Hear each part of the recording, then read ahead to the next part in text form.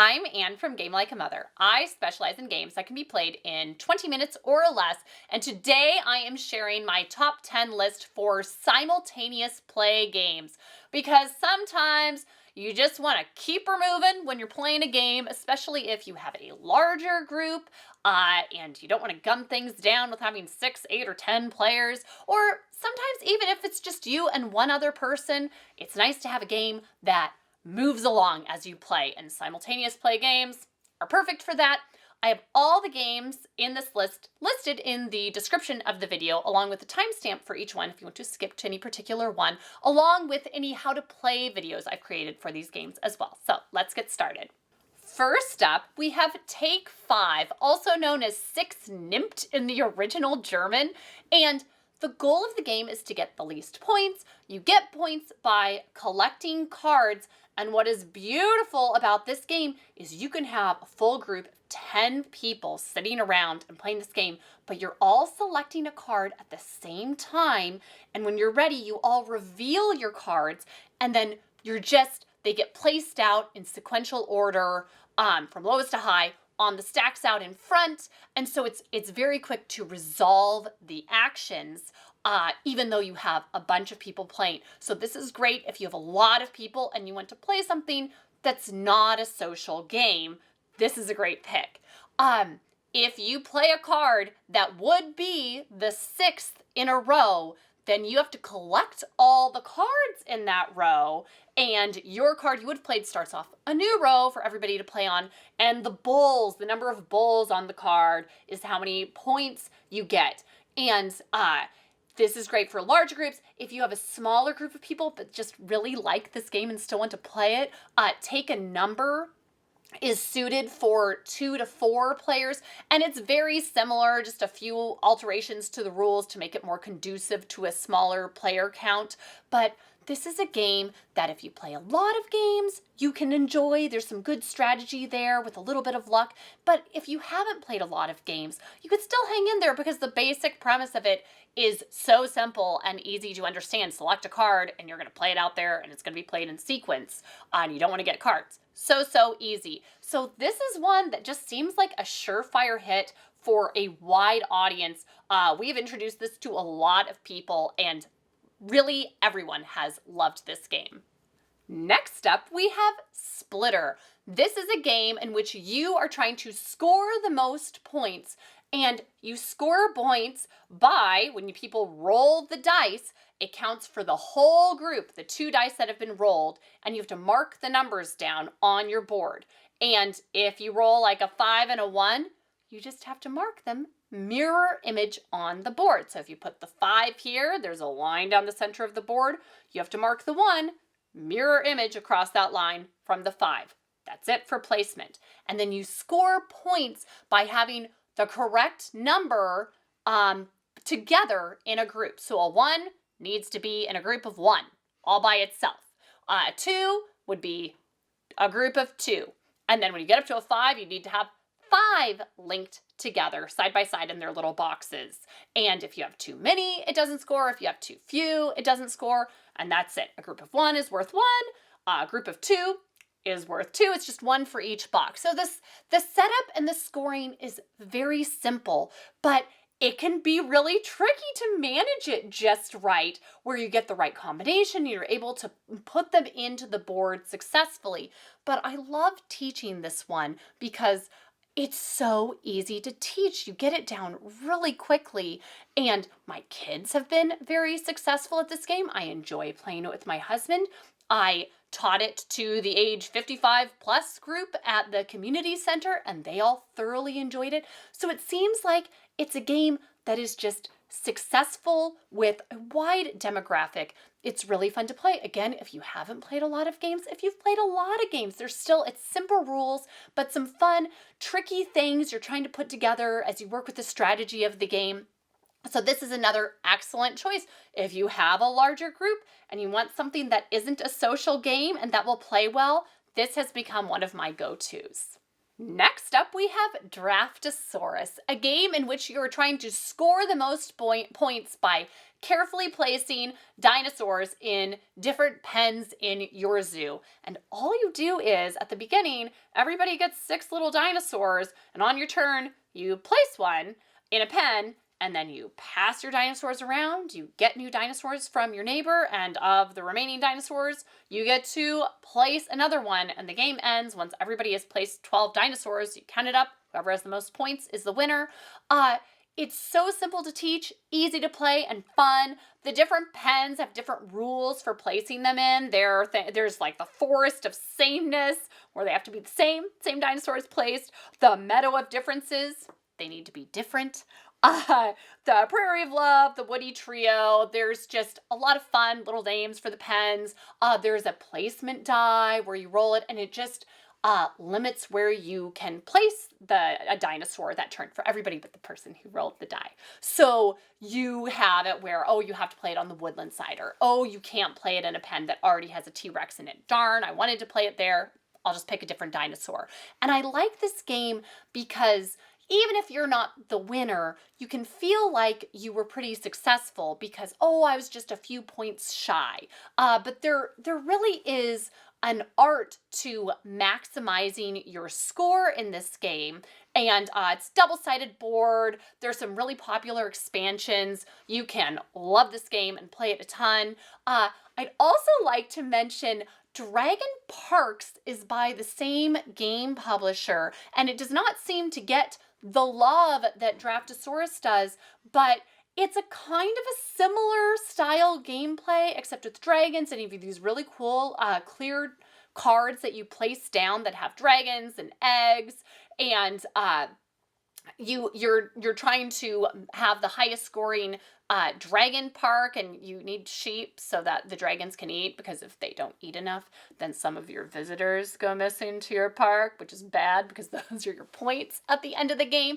So it's really cute and it's really fun. If you want something that is a good game but slightly different than Draftosaurus, I would recommend checking it out because we thoroughly enjoy both. Next up, we have Super Mega Lucky Box, which is essentially strategic bingo. In this game, you have a few cards in front of you with different numbers on them, and as cards are being flipped out, whatever number is on that card, you get to cross off on one of your boards. And as you're crossing off numbers, when you complete a row or a column, you get bonuses, and the bonuses can be things like crossing off an additional number on another card, or you can get moons, which are worth points at the end of the game if you have the most, or you lose points if you have the least. You can get lightning bolts that allow you to adjust the numbers that are flipping out. So if it's an 8 and you'd say, I'd rather it be a 7, you can pay a lightning bolt and change the number. There are stars that earn you some bonuses. So it is a very satisfying game to play, because you don't realize that how satisfying it is to check off boxes and complete lists until you feel very good about yourself at the end of this game. And this is one of those games that is a 20-minute game, but whenever we play, it seems like we need to figure we're going to play for at least an hour, because it is such an addictive game. You play it once and you want to play it again, and then you want to play it again. So this is one that we love, and just whenever we play it on repeat. Next up, we have Silver and Gold, which is very similar to Super Mega Lucky Box, but instead of numbers, this is a treasure map polyomino type game where you're using these Tetris-y type shapes to fill in your little treasure island cards, and you get bonuses as well for this one. So there's coins, you get coins on your treasure islands, and that helps you earn bonuses. Palm trees can earn you bonuses. X marks the spot, and if you cross off one of those, you get to mark another spot. So this one, very rewarding, very fun to play. I'd say there's a slightly higher strategy component to this one than Super Mega Lucky Box, because in this, it does really help if you keep track of what shapes have been flipped out. So it's sort of card counting, but shape counting. You only have to keep track of 8 or 9 shapes. And if you know what's coming up or what the likelihood of what's coming up that'll help you to better fill in your treasure maps and score all sorts of bonuses. But this is one that has been one of our go-tos for a couple game nights because it just seems strategy, theme, gameplay are all excellent, and it is a can't miss. Next up, we have Ohanami, which is a zen little card game in which you are trying to create the highest scoring Japanese garden by placing cards in front of you in rows. And it's a drafting game, so you start out with 10 cards, and on your turn, you pick 2 of them that you're going to place down in front of you. Then you pass your cards around, get cards from your neighbor, and you're going to place another 2, and you have to place them in front of you. You play 3 rounds, different colors score each round. So you're making some really interesting, simple but interesting decisions each time because there are certain colors of cards you're going to really want. But if you pick some of them and they're creating huge gaps in your rows, you have to place the cards down in sequence. So if you have a big gap, they can gum you up for later on in the game where you can't place a card. It doesn't work to place it, so you have to discard it, and that's discarding points. So it's just really simple to learn, some really fun, interesting decisions every time you play. And this is one of those games that we've had for years, but I love it, and every time we get it out and play, it's fresh and fun, and I am happy to be playing it yet again. Next, we have 5211 Azul. There's also standard 5211, but we chose 5211 Azul because we were into the theme, so that's the one I'm going to be talking about right now. The beauty of this game is the name of the game is how you play. So you were given 5 cards, and then on the first round, everybody plays 2 out at the same time. Then everybody is going to play 1 out at the same time. And then finally, everybody plays 1 out. And after that, you look at everybody's cards, and whatever there is the most of that color out without going bust over the maximum number you're allowed to have of a color, you collect your cards that are that color and you get the points on the cards. And whoever has the most points wins at the end of the game. There's also a rooster element. If there is exactly the right number of rooster that trumps whatever else is going on, and the roosters are what is collected instead,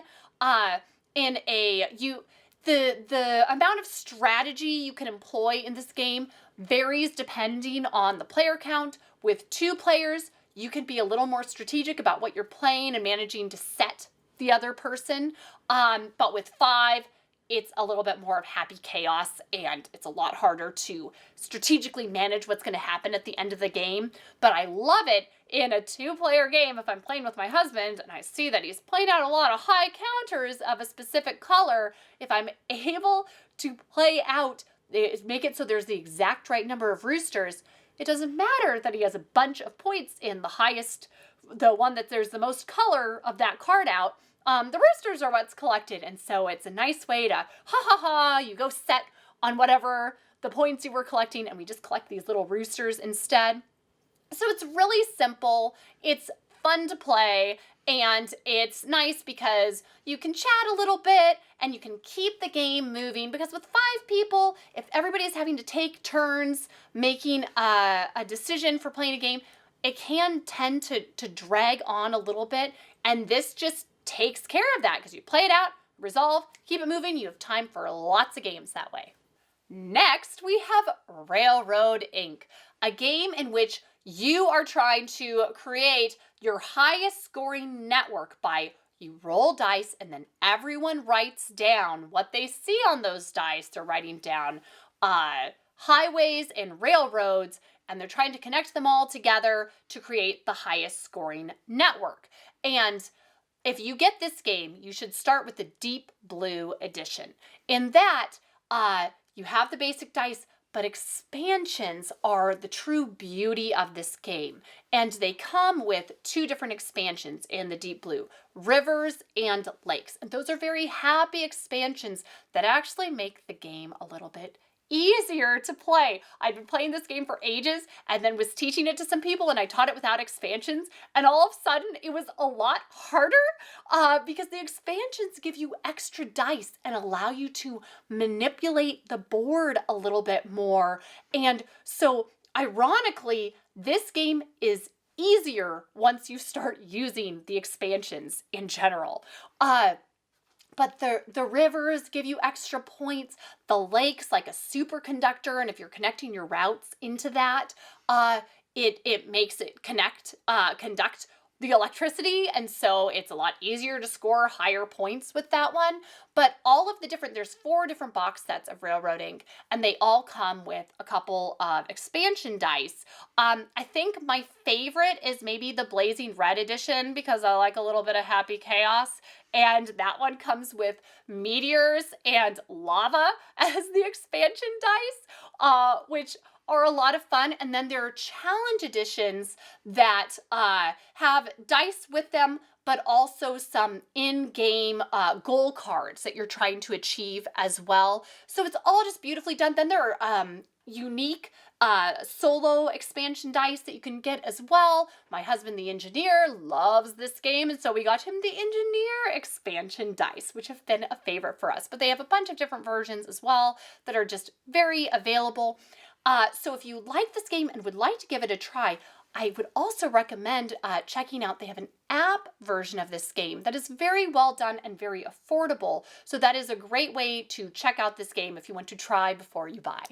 Next, we have Welcome to, a game in which you are trying to build your highest scoring 1950s style neighborhood. And all you are doing is you are trying to place numbers in sequence on 3 different streets. On every turn, 3 different cards are flipped out with numbers on them, and they have different effects or abilities linked to each number, and you're selecting one, placing it on one of your streets. Think of it as like putting a house number on a house, so they have to be in order on the street, but then the effect allows you to do something like build a pool or build a park or build a fence. The fences are very important because they allow you to create neighborhoods, and different size of neighborhoods make you complete city planning cards. So if you have 3 houses fenced off together and then another group of 6 houses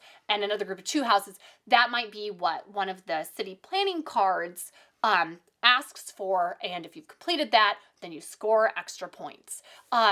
This is such a fun game. We have the base version of this game, and then I ran out and got a bunch of expansions, and it's fun how the expansions can switch up the base strategy of the game so much. There's Winter Wonderland, where you're trying to place cards in exact ascending order. So instead of going from 2 and then putting a 4 next to it and a 6 and, skipping here and there, you get a bonus if you have like 2, then 3, then 4, 5, 6. They have to be in exact sequential order, and that can really change your strategy up. I think my favorite expansion is the Halloween expansion. But they just came out with a spring expansion that has like Easter eggs that are involved, and it seems very cute. But this is a game that I've played a bunch in person with friends and family, but then I just started playing it on Board Game Geek on repeat, and I think it was great when I got to about 100 plays, and then it was maybe intervention worthy when I got a little bit past that, because I just loved it so much and it was so satisfying to play. It felt like creating order in a world with not enough order. So it's really fun. From the base game, you can play it on repeat and thoroughly enjoy it. There are expansions if you want to switch things up a lot, but this is a favorite for a lot of people. There's a slightly higher learning quotient for this game just because of the effects of the cards, figuring out how to best use those. But it's one, once you've played it through once, you have it down, and it's very easy and satisfying to play on repeat.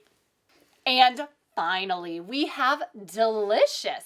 This is by the same creators of Floriferous and Herbaceous, and I haven't gotten to play it yet, but it was recently recommended to me by a woman who watches the channel and sometimes sends me board game recommendations.